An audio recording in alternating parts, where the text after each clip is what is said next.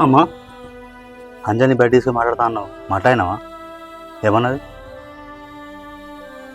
అగో సప్పుడు ఏమన్నదమ్మా? ఏం చెప్పాలరా? నువ్వు బావ దగ్గరికి పోయినప్పుడు బావ మాట్లాడిన మాటలు నీకెట్లా నిజం అనిపించినాయో, ఇప్పుడు నేను అంజలితో మాట్లాడితే కూడా అది చెప్పిన మాటలు కూడా నాకు అంతే నిజం అనిపిస్తున్నాయి.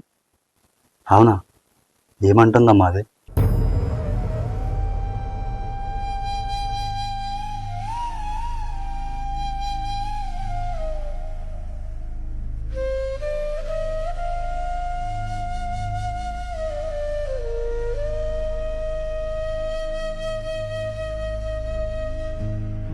చుట్టుపక్కల వాళ్ళందరినీ పిలిచి రచ్చ రచ్చ చేసిండట. ఇక దానికి ముఖం ఏముంటది రా అక్కడ.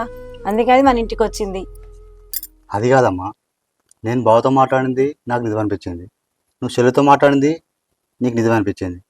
కానీ మనకు కావాల్సింది మాటలు కాదమ్మా, సాక్ష్యాలు. అదేరా, నేను కూడా అదే అన్న దాంతో మాట్లాడినాక. మనకు కావాల్సింది సాక్ష్యాలే, ఈ మాటలు కాదు. నువ్వు బిడ్డ కాబట్టి నువ్వు చెప్పిందల్లా నేను నమ్ముతా, కానీ సమాజం నమ్మాలి కదనే అని అన్నా నేను.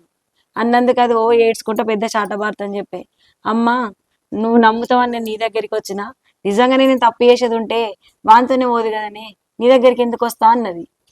అనుకుంటా నేను చెప్పేది వినకుంటా అది ఏడ్చుకుంటూ ఉరకనే పట్టే. ఇక నా మాట ఏంటింటుంది. ఏమో అమ్మా, నా చెల్లి సంసారాన్ని ఎట్లా నిలబెట్టనేమో అర్థమవుతలేదు.